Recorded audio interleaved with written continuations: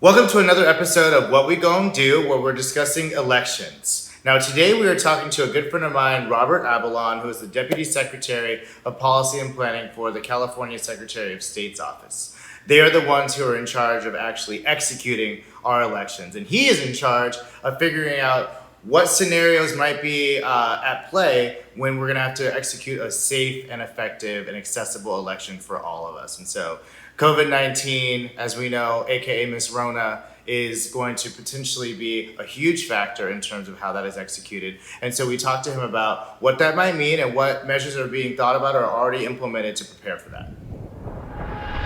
Let's just kick it off. Tell us who are you, and kind of what's your position at the Secretary of State's office? Sure. I'm Robbie Abelon. I'm Deputy Secretary of State for Policy and Planning and been there for about a year or so. Okay, great. Well, what a wonderful, uneventful time for you to have joined the team. Yeah. I'm glad they have someone with your energy level. So I know that there's been some recent changes in how we're conducting elections, especially for the upcoming one in November. But can you give us just a rundown of how typically, what does it take to put on an election in California? Yeah. So elections, they're actually run not on a statewide level. There's 58 different counties that have 58 registrars of voters, and they also have their own unique ways of how they conduct elections. So that's one thing that we're educating a lot of people about how elections are run. So how, say, Contra Costa does it is different from how Los Angeles County does it, from what Sacramento County and how they do it. And I think kind of an interesting thing about this is that there are statewide rules and there's statewide laws and national laws of how to conduct elections, but there's a lot of other things that counties can adjust a little bit down to, what type of machine that they use, how much staffing that they use, and all the way down to how the registrars are selected or elected or appointed. Even that makes a little bit of a change on how elections are done. But they all do reporting on have the same deadlines for reporting back to the state. They all have the same accessibility and watchdog type rules to make sure that everyone has a chance and a fair shot at running for office and also being able to have access to a ballot to be able to vote by the end of election. So where do the hiccups, you said you also are kind of talking, you have a few groups you're looking after. You're obviously kind of assisting the counties and kind of how they administer this. You're kind of talking directly to voters about their experience with voting. And you're also talking to candidates about whether or not their campaigns or kind of the election infrastructure around their campaigns is sufficient. What are the usual hiccups that you see on a typical election? Not this one, but what you usually are preparing to expect. Sure. I think whenever there's a large turnout election, a lot of things do happen. I think because California, we've been on the forefront of providing so many options for voters and then also for registrars that implement it. So sometimes with a very high turnout election, there might be longer lines than usual. We also do things like same-day voter registration. So that might make the line just a little bit longer, but we think it's definitely worth the ability of someone to come in and correct their voter registration or get registered on the same day for voting. So I think some of those new advent things that we've come up with to help accessibility for voters, I wouldn't really call them a hiccup, but it's just probably an additional step for folks. But it's better to have those additional steps than not have those steps at all and be blocked out from being able to vote on election day. So I think those are some of the things that we do see that can make it a little bit more difficult on higher turnout elections, like say for this upcoming November or November of 2016, or the highest turnout in probably a generation, which was 2008. But overall, we think it runs pretty smoothly. And for anything that we need to address, we try to address it pretty quickly, either in real time with the counties or working with community groups as it's happening, and also addressing it so that it doesn't happen in future elections. But yeah, that's what we try to do and react for some of these elections. So, I mean, in a corona-free world, what a world to contemplate.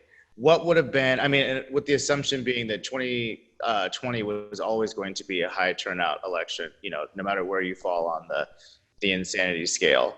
But what were you anticipating kind of being the biggest concern? So a couple of things that are relatively new in elections that we didn't have, say, in the 90s or early 2000s, I think is probably misinformation, and probably deliberate misinformation to have certain elements of the population not come out to vote, or just passing around information, passing it as news. And then probably cybersecurity concerns. These are kind of newer things that have been popping up probably in the more last 4 or 5 years versus kind of election stuff that we've heard about for the last 40, 50 years or so. So that's something that's been relatively new. And also those types of things are also changing so quickly.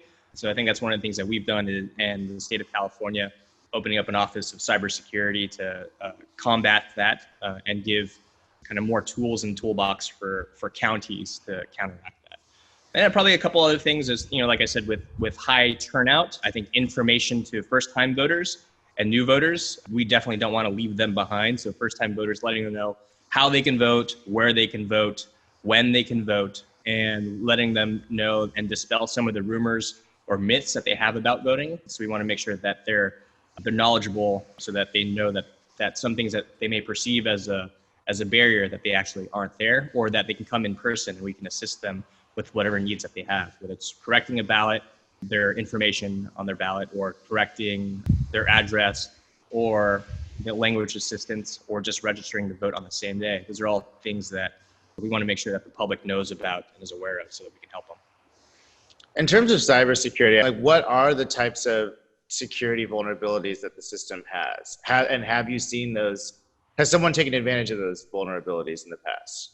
Yeah, well, I think the state of California has always had high and strict safety concerns and measures and standards. And that got even to a higher degree after 2016 elections, where all the counties had to recertify the type of election systems that they were using and machines so that it's up to speed, it's up to code, and that none of it is connected online, so it can't be affected by an outside entity.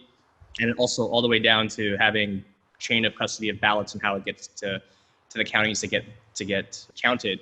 Those are all secure ways that's been vetted and been updated to make sure that things that we're concerned about doesn't happen. So that's just on the how to run elections side of things.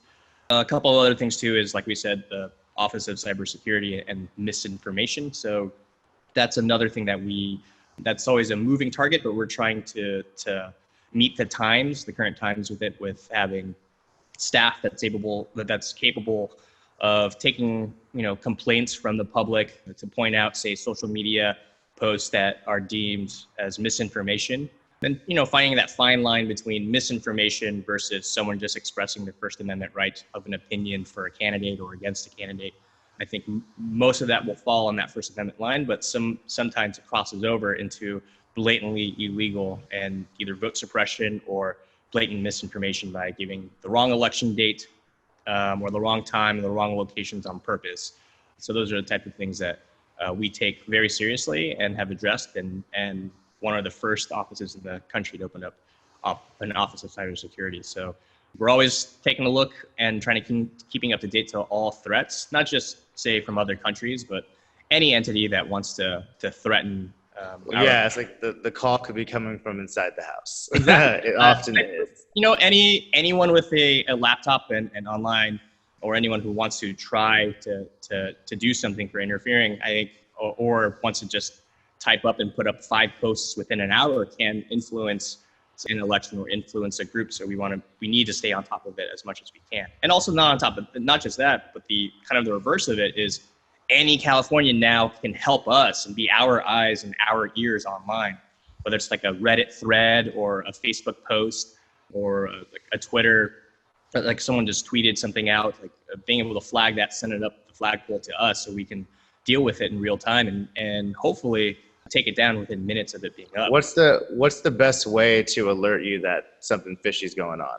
Sure. There's a couple ways. One is directly to your county registrar, because they can also get it to us. And then also from our Secretary of State website, contacting us, whether it's our press office, our communications office, or our cybersecurity team itself. They check it basically 24/7 on their emails and get alerts on their emails if they're at home. And then also, so we shouldn't be sliding into Robbie's DMs to actually feel free to do so too. I'm more than happy to help out folks on to be accessible to the voting population. Exactly. So I think one of the cool things about this is that partners' social media platform partners have been great for this, so Twitter, Facebook, Instagram, and the like. So last election in 2018, over 90% of the ones that we flagged for those posts were taken down. So that's something that we want to be able to let the public know that this is available. We have a high success rate once it's deemed misinformation, and the platforms have been cooperating and are on the same page as us and the public of making sure that only the truth is out there on elections, and also balancing out what is First Amendment rights and not violating that as well. Great. Okay, well then that's a pretty nice overview of the landscape that we were anticipating. Let's get into Miss Rona and how she has kind of upended our well-laid plans for what was already going to be a difficult to execute election. Actually, a couple days before this, May 8th, Newsom announced some pretty ambitious goals for mail-in voting that I think can kind of help us frame the types of measures that California is prepared to institute to guarantee a safe and well-conducted and high participation election. And can you outline some of that stuff and how it's bolstered things you already had in place? Sure. So before coronavirus, the California voting population was roughly 75% has a vote by mail. And so roughly 3/4 of people already get a ballot in the mail, but it's the other quarter. So we have 20 million registered voters. So we're talking about 5 million people who don't have that option to do mail-in voting. They only have that one option on election day of 7 a.m. to 8 p.m. on a Tuesday, and they only have 13 hours versus those that get it in the mail. They basically have 29, 28 days or so to pick and choose when they want to get their ballot in. And they also could just do it from the comfort of their own home. So some of the things that we've done before is been pretty good over the last 15, 16 years of getting people to sign up to be permanent vote by mail voters. And also as recently as this past year of eliminating the postage. So people can turn in their ballot without ever having to leave their home and pop it into their mailbox and just walk back into their house. And that's how voting people are able to vote that way before coronavirus. So what we're doing is kind of learning from these lessons and behaviors of voters that we can expand it out to 5 million, 5.5 million more voters so that they have that option, so that their option isn't only just to go in person to the community center or their church or the grocery store where they go and vote. Their option is they have it just like people who vote by mail, so they can do it at home or drop it off on their way to work or on their way to school and have it be free of charge, which is, I think, a huge barrier that a lot of people don't think about is right. People don't even think about stamps. Yeah. I actually don't know if I know. Tell me if I'm wrong or right about this. Does one stamp cost 44 cents? Do you know? See, the fact that we are still kind of guessing is, it's around 51 cents. Dang. Okay, it's not even $2 for $1. That's it's not even $2 for $1. And then the crazy thing about stamps is that you don't just buy one stamp. You have to buy a lot of times you buy a book of stamps, 20 of them. So you're looking at $10 just because you just need one of those stamps. Just to vote. Yeah, just to vote. And which is more or less a poll tax. Yeah, it's something that's a financial barrier for a lot of people, and not only that, it's a kind of a cultural barrier. Like you and I are the same age. I think we're probably within a year of each other. Like our generation or people around our age, I can't think of a time when we mailed something off and put a stamp on it. I'm all electronic. All my bills are paid online. I Venmo everyone. I wire it off of Wells Fargo where it's just monthly. My Spotify account, I don't even look at when I pay it. It just deducts it every month. So that's how you and I are set up, and probably those who are younger than us as well, all the way down to those who are 18. Like that's their world. So we have probably a big chunk of the electorate who never mail anything, plus buying envelopes just for the mailing and just mailing stuff in general, not just for voting. So it's a different mindset for a lot of folks. So having people not having to worry about that, just fill it out and drop it off in their own mailbox or drop it off in drop boxes. Like these are things that we have for convenience for everyone. So the plan is now, if I understand Gavin's announcement, that we will be offering that option, or we will have offered that option to 100% of registered voters. Yeah. In time for November. So what's that look? What does that mean in terms of like the logistics of making that possible? Sure. So there's a little over 20 million registered voters. So that's now over 20 million pieces of mail that will go out to voters just so that they can get their ballot, which is a great thing. So that's amazing. But the thing is, a lot of the people who will be getting it will be voting for the first time by mail. So I think being able to educate first-time vote by mail voters on what this piece of paper is, that it's actual ballot, it's not a sample ballot, it's the actual ballot, that you fill it out, and then reminding people to sign at the where it says signature for the voter.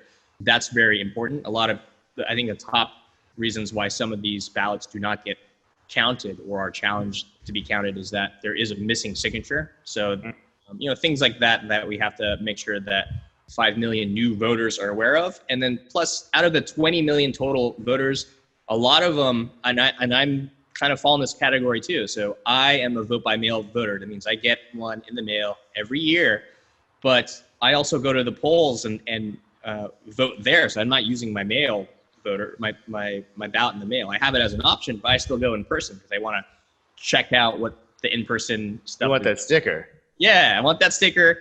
I want to be able to run into some of the staffers that are over there. Also, for my job, it makes sense for me to check out to see like what's the status, how long the lines are how are voters feeling, what's engagement looking like, what's customer service looking like. So I'm going to do that anyway. So I just fall in line and vote as well to get my own kind of like that secret customer type. Incognito, just kind of like just a normal voter here. But I'm sure there are millions of other voters who are like me that already get it in the mail but choose not to. So I think these are kind of a cultural shift now with coronavirus coming into play. For me, it was more of a luxury and I just wanted to check it out. So I just vote in person, but I have that option. So I will now fully take advantage of it and mail it ahead of time. Just so, social distancing, and also we have a second wave of coronavirus that's going to pop up in October or November, right during the election time. It's safer for everyone and to be able to exercise that safer option. And that's kind of the thinking behind giving everyone a vote by mail so that they have that option to mail it in without having to have that having to go in person. So they have options. And then, And then the other aspect of it is on the executive order, we're still taking a look at how in-person voting will occur. Why we think that's really important is because besides the mail ballot, there's still a lot of people who only can vote in person for many other reasons. Some of it are those in the disabled community. If they need assistance, and that's one way to get assistance is by showing up in person and getting voter assistance there. Others, there's language assistance in person at in-person voting locations. So if English isn't the first language for some citizens that are voting, they can get language assistance there to help clarify what is on the ballot. And that's just a quick question about that. How, given that these are all administered in the counties in California, how is it that you guys can guarantee language assistance? California has every language in the world, I'm sure, represented in the voting population. How do you make sure that there's someone on there? Is it based on who's registered in that county? Yeah, you got it down, Trey. So we take a look at kind of demographics of who has checkmarked a box that this is the language that I speak, and it hits a certain threshold. So in California, it's roughly 3%. So if it hits that threshold, then that county area needs to offer assistance, whether it's written assistance or language assistance in person. That needs to be available. And that's on top of the nationwide standard. So we have a federal standard also. So we have a federal one, and then that state goes above and beyond. So we have a whole other section of other languages that are offered in those counties or those parts of counties where those populations are. So it's something that we've been proud of, having more access to the ballot. And remember, everyone who votes, they're all already American citizens. They're all Americans. I think one thing that helps a little bit more is being able to understand what is on the ballot, whether it's English or another language. A lot of the times, understanding what's on the ballot is very difficult. So for you or I, for example, with English being our main language, even when we read certain ballots, we're seeing it for the first time and not really understanding it. Sometimes it gets so complex, but having that extra language assistance or assistance for those who are with disabilities is very helpful in helping them make the most informed decision for themselves. Ultimately, it's their decision how they're going to vote, but the more information that we can provide and more clarity for them on an unbiased way in-person location just helps electorate in general. So let's talk a little bit about the electorate and your role in kind of shaping that. I mean, obviously your job is to say, whoever is registered to vote, here's the system that you can rely upon, and we'll do our best to explain that and uphold that. What is your role, if any, in growing 20 million people? I mean, how many does the state of California have? Roughly 30? We're all, right around 40, actually. Yeah. Right around 40. So I would assume that, like, basically how many people could be registered who aren't currently? Yeah, so we have probably roughly another 18 or 19% more voters that we can register to vote and be on the rolls to be ready to vote. But I think that's one of the biggest reasons why we also have offered same-day voter registration. So this past March is the first time anywhere you can go in and vote is also where you can go in and register to vote on the same day. It doesn't sound like much, but people just assume that it's already been happening, but it hasn't. So this is the first time ever was this past March, and we want to continue to allow that to happen. How many people did it? We're still looking at the numbers and finalizing that, but it's definitely looking like the most have taken advantage of it ever in California. It's what it looks like because of how many locations were offered to do so, and also where all those locations are located. It's where we've placed a lot of polling locations and vote centers where a lot of first-time voters are taking advantage of. So like universities or colleges is also a good location where now students or young people who haven't voted or who just turned 18 can come in and register to vote for the first time. And then probably another thing that we've implemented over the past year and a half or 2 years or so is pre-registration. So if you're a high school student that's 16 or 17, you can actually fill out a registration ballot. Looks like any other voter registration ballot. You can also do it online. So that means when they turn 18, they're automatically added to the rolls to vote in the county that they reside in and just turned 18 in. So that's been very helpful in getting a few 100,000 other students when they turn 18. They don't have to re-register. They're already there and ready to go. So providing that access to the ballot for the youth has been helpful. And then also what I think you've been familiar with as well is automatic voter registration or motor voter. So those that go to the DMV and sign up or re-up, say their license or get a new license or move their address, that also updates information on the voter registration for the county and for us as a state as well. So I think all of these have helped us give great information so that there are more accurate rolls, voter rolls on election day, and also just has it to be a much smoother process for the voters and the counties that are running the elections.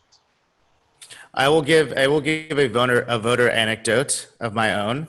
So I moved to LA late 2018, and so this past March primary was my first time voting since I moved here, and I was still registered in Sacramento. I was like still getting all of like Steve Hansen's mailers. I was like, oh my God. But I went to the polls, I think the day before the vote, and with a friend who's from LA and who kind of helped me step through like the same day registration process. And I will say it was very easy. It was very straightforward, and I voted just right there at there's really easy to use machines. I was impressed. I was like, good on the tech. I mean, I will speak from my own location. I'm sure it varied depending on where you were. And I was so glad I wasn't in those lines the next day. But I can say that as someone who's taken advantage of the infrastructure, it did work well for me. So I'm sure you are 100% responsible for that. So thank you, Robbie. Oh, thank you. No, I'll take the credit, but not the blame, I guess. Is that what kind of stands? Yeah, I think that's probably a good way. No, one of the, in seriousness, the cool thing that LA is doing and that you were able to take advantage of is to have in-person voting for early options up to 10 days before the election. So you can have the election day in-person experience instead of that Tuesday. You did it on Monday. They can also do it that Sunday or Saturday before, or a full week before that and that weekend before. So there's 2 weekends and the days in between before election day so that people have all the time to come by and take care of their voting needs, whether it's updating their stuff or like yourself registering to vote. We try to encourage everyone to do it and choose all the other days that are available besides the last day, election day.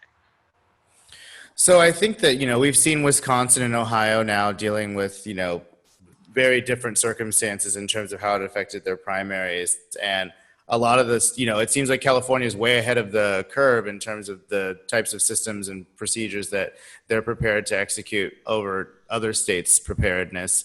I mean, and on top of that, California has urban, it has rural, it has every language, it has every kind of ethnicity, it has kind of like a lot of different scenarios that some states, may be lucky to have only one or two of those things that they need to prepare for. How do you share with other states kind of the best practices that you've come up with? I mean, is California best practices, or is it kind of cherry picking from across the country and just putting it into California? It's a type of street that's a two-way street. So some of the best features that we have talked about and implemented, it's because we were able to share that information with other states. So states like Colorado, Washington, Oregon have already done a lot of the stuff that we're moving forward with as well. And other states on the East Coast or other practices. So we've been a great communicator with other states. So the things that we're implementing, mostly because we're the largest state by far. So taking things from other states and scaling it up to a state that has over 20 million voters, that's the equivalent of,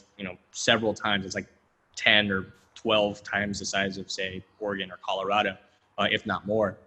So taking ideas that other counties have that work for them and scaling it up in California has been something that we have been trying to do and make sure that the research is done correctly. So when it's time for game time in California, that it's done right, the counties are ready for it, we're ready for it, and also the voters are ready for it and know that these are options available for them. And like I said, it's a two-way street.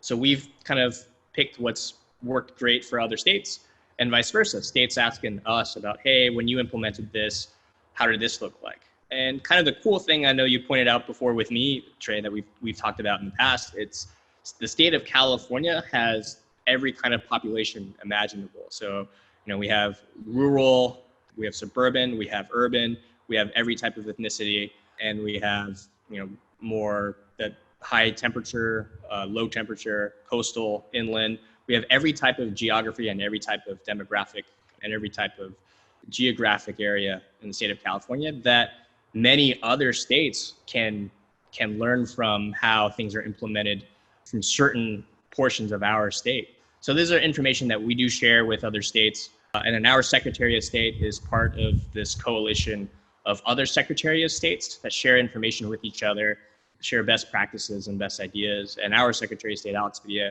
is one of those leaders on a nationwide front in sharing that information and also addressing any accessibility barriers that we see in California and using the best practices from around the country, bring it back here into California and kind of put our own spin on it so that it works for California and then implement it. So on top of all of the kind of typical things that were used to intimidate voters of color, immigrant voters, we also now have even the threat to the Postal Service, which I'm not sure how seriously California is taking that threat or what contingencies there might be, but that's a big concern, is that the free option to mail your ballot could become imperiled. So how are you addressing specifically, how are you making people of color feel like the voting is not going to be taken from them, which I think is a lot of what people fear in this election? So basically, to recap, my question was about the concerns around disenfranchisement, specifically to kind of immigrant and minority communities. Like, to what extent is the Secretary of State's office taking active measures to prevent that? Yeah, it's been a priority of myself and for the Secretary of State to make it a priority for a lot of other people in the elections community. It's also been a priority for a very long time for community advocate groups as well, whose sole purpose is to provide equity for communities that have been marginalized in the past or are continued to be marginalized to this day. And we all have our own different perspectives. So the Secretary of State, having parents that he's grown up and being kind of first generation Californian, and then myself being a first generation American with my parents coming from the Philippines. So, we have this immigrant experience from our families, from different parts of the world, but having unique immigrant experiences here. And now kind of flash forward to today, I have those experiences with me and always take a look at things in that lens. And so does the Secretary of State. And I think that policy gets a little bit sharper and broader as well as we take a look at through our own lens, and then also having and involving a lot of the community advocacy groups that do this and have done this for a very long time, so that all the voices are heard when it comes to this, all the way down to not just opening up policies so that we have better access to the ballot language translations, and then same day voter registration, and trying to knock down these barriers, financial barriers, like we just talked about with stamps, but also all the way down to on election day. So we have election observers from both our office, from the federal offices, and also from community groups, so that we can identify issues and problems that we see and deal with them in real time and address it, so that some of those problems that do arise, that they're taken care of and dealt with very swiftly, so that those communities can continue to engage and be able to cast their ballot and cast their vote. And all the way down to making sure that we don't have barriers for communities, so that they have elected officials that look like themselves. So we want to be able to have accessibility for those who are running for office, whether they're first-time candidates or candidates for the first time coming out of some of these communities that want to engage public policy to help their communities that they're coming from and representing. So we want to make sure that we're taking care of all of that. And it's been a priority of myself and with the Secretary of State taking this lead to be able to do so. And it's very, very helpful to have a governor that's also very supportive of this, with our governor having been mayor of one of the most diverse cities as well, from San Francisco, and a legislature that is very aware of this issue as well. So we're all very much in sync as we move forward on some of these policies. And it's being shown right now of how we all take a look at it. We may be from different branches of government and from different geographic areas and different levels of experience. But when you see things like, say, the executive order just a couple of days ago, that's able to be done because we've been communicating for so long with each other and have confidence in each other to make sure that when something like this happens, that we're able to move and act on it and do it deliberately, do it decisively, and do it correctly. I mean, without kind of putting you too much on the spot, given the temperature and the political environment we have, are you more concerned than ever about people trying to suppress these voters or intimidate them? Or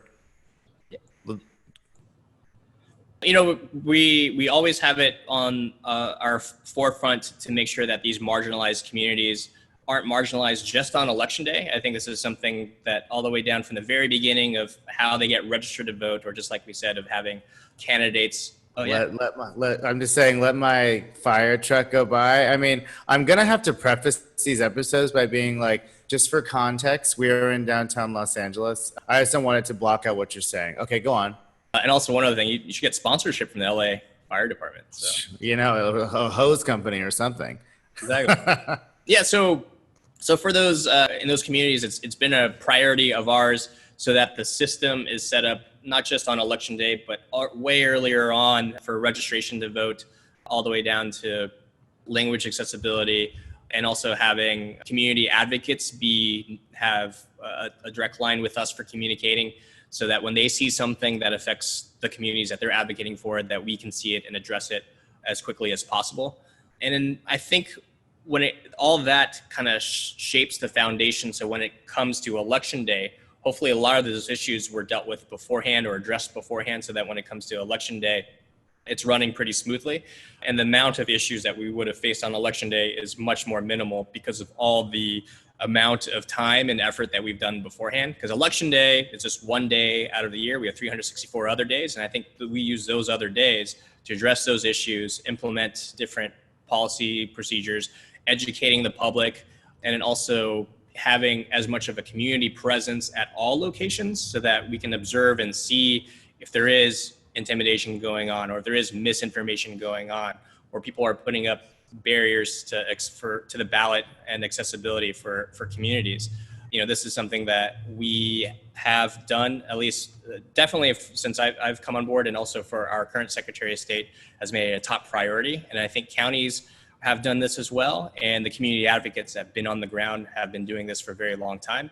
And also kind of the cool thing about some of the involvement that's been going on is that any Californian has been and can be a part of this effort, making sure that we have equal rights and equity for everyone when it comes to voting. So anyone can participate, hold up their phone, record it, send it to me, send it to the Secretary of State's office, send it to the county. So we have, in theory, 40 million sets of eyes and ears out there in California that can point to us as opposed to just a couple of hundred folks on the ground for just elections. And I think that's something that a responsibility that we hope that everyone can embrace and take a look at and share that information with us. Okay, great. Well, then just a couple more things if we could answer these briefly. I think one of the scenario, I mean, since your job is to kind of model different scenarios that could be going on in the November election, like what is a nightmare scenario? I mean, like what is the worst that you could possibly imagine, either coronavirus or some sort of like rampant election issue or tampering? Like what is that scenario and like what steps are you guys taking to mitigate it? Yeah, I think kind of the forefront of everyone right now, because it's all day, every day, all the way down to how you and I are now interacting through Zoom, is coronavirus and the pandemic that has occurred and the loss of life that has occurred. I think the biggest worry and biggest concern, and is the reason why the governor put out his executive order, is in anticipation. So, the worst case scenario is that this epidemic comes back very, very heavy and has more loss of life. That is the worst case scenario. And then when it comes down to not just loss of life, but when it comes to running elections, that affects poll workers who want to show up or don't want to show up because of they're worried about their own safety. Voters whose only option is to come in and vote in person, choose not to as well because of the coronavirus. I think these are the things that we think about and are worried about. And that I think that adds to the worst case scenario, is that it shuts down everyone's options and their capability even more. And then also on top of that, just knowing that if more people are losing their lives, that's something that we're worried about and want to make sure that we balance out and make sure that the safety of everyone is considered and thought about. So I think worst case scenario is coronavirus having such a heavier effect and heavier casualty and death toll in November. That it could shut down the polls. That would be an outcome potentially. We're in touch with all the health officials, and if this does get deadlier, we want to be able to anticipate and have discussed. We want to be able to have already discussed potential options if coronavirus gets deadlier, or another pandemic, or some confluence of flu and coronavirus that is also part of a worst case scenario. So we have and want to run through these scenarios. Yeah. What would it take if this were an option that we were considering? Because November is federal, so it's not like a primary where the state has some, I'm assuming, discretion. What would it actually take logistically to move the election from November? Either within November or past? Like, is there even a scenario where we can entertain that? No, yeah, constitutionally, we have to hold it because it is a federal, just like you said, it's not a primary where every state gets to pick and choose. It's a federal election. Every state and every U.S. territory has that same day for choosing their offices. So that day cannot be moved back, is what we've seen.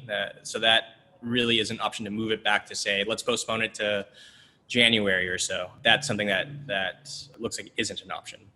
So okay. I think all that gets kind of thrown in there for kind of worst case scenarios. And we're keeping an eye on it daily, daily calls, daily updates. And we're hoping and praying for the best. And just in case things get to the worst case scenario, we want to have already planned out and thought of those scenarios and how we can implement an election that is still accessible to everyone and balances out the safety of the public and for everyone who's involved. So they don't have to pick and choose their own safety versus being able to vote. We wanted to provide those options so that they can do both. Right. I mean, you guys really dodged a bullet or dodged a pandemic by having it when it was already. Lastly, what is the future, as an elections official, kind of having to forecast, like where, I mean, obviously a move towards greater accessibility, kind of empowering all, historically marginalized populations. What does voting look like in 2050? Oh, wow. This is a great question. I hope that, as the optimist that I am, that in 2050, every barrier to accessibility for voting is addressed, that information that is out there is readily accessible for everyone who needs it. And, things are done in a high confidence way. I can't guess technologically what things will be going on in 2050. Just like maybe 15 years ago, I wouldn't have guessed what an iPhone would look like, or, to be honest, 3 months ago that I'd be using Zoom 24/7. So, Sure. technologically, I can't really guess of what technology will look like in 2050, but I can guess and project out what I hope the philosophy and the lens that people take a look at in elections, where it's fair, it's equitable, everyone has a chance to be able to vote and choose if they want to vote. And then those that want to run for office, that there aren't extra hoops or extra steps for certain people who want to run because they're either running for the first time or they feel like or are perceived to have extra steps that are making it tougher for them to run for office or to vote. So I'm hoping sooner than 2050 that all those are addressed, those barriers are addressed, and we have public policy and public policy leaders that all want to do that and move forward in that direction. So that's what I hope 2050 or even sooner that it looks like. Yeah, I mean, maybe we'll be voting on TikTok. Oh, man, I mean, we probably already are. In fact, I was going to say, you guys might need to make some TikTok videos about that signature. I mean, that's some pro bono advice from Tre Borden and company. Yeah. Robbie, thank you so much for joining us. Father Rob, indeed. Rep Rob, yeah. Thanks a bunch for sharing all that really useful and very pertinent information with us. I'm excited to exercise my right in November, and I will do that in as safe and secure a way as possible. But thanks a bunch, man. I appreciate it. Thank you, Tre. Take care. All right, take care. Thank you, Robbie. As always, it's such a good time to talk to you. Fun fact, actually, our third guest this week is Teresa Acuna at the Ash Center at Harvard Kennedy School. And she is also friends with Robbie. And she told me to tell you that she still dominates that beer pong tournament that was at your home at an undisclosed location at an undisclosed time. So anyways, let's talk about the takeaways for what we gonna do. The what we gonna do or what we gonna do. First of all, we have to make sure that these elections work. So we need to all, as voters, be advocating for the legislature and our county clerks or whoever's in charge of our local elections to be implementing policies that make voting more accessible. Whether that means everyone getting the ballot in the mail and mailing it in, whether that means having days and days to vote, whether that means having all types of kind of language translation and ADA accessible and very, very just as easy to vote as possible. That's what the policies that we need are. And so I think that just making sure that we're doing our job to put their asses to the fire and make sure that me voting is a priority. And if I am a disabled, homeless person who can't speak English, I should still be able to have an easy and kind of achievable way to vote, So let's start there. I also think that, snitches get stitches, but if you see someone trying to mess around with these votes or these polls, then stitch it up, stitch me up. We need to make sure that we are being highly, highly vigilant in terms of how we are making sure that people's votes are not being disenfranchised and there is no kind of disinformation. There are no conditions at the polls that intimidate. If these fools out here are trying to tell you that it's fine to go to the polls and don't register for your mail-in ballot because COVID shouldn't be a factor while they're in full PPE at the polls, first of all, someone go get them. But also make sure you're doing your part to tell your local officials, tell your state leaders, tell your election officials that this stuff is going on. And I think that, thirdly, it just means going out and voting. I mean, that should be very, very straightforward, but it's very easy to be disenchanted with what's been going on right now. And so I think that in addition to making sure we have the policies that make it possible, easy, and safe to vote, in addition to making sure that we are regulating on people who are trying to snatch that away or confuse people or intimidate people at the polls or do anything that kind of gets in your way for voting, go and vote, literally, because the types of policies that we need to enact take a huge groundswell of support. And so I know this is not a reform, but very out of all the possible people who could vote, not that many do. And that's on us. So don't be complaining. I mean, complain because if shit sucks, let them know. But you have a lot more credibility to get something done if you're doing at least the bare minimum, which is voting.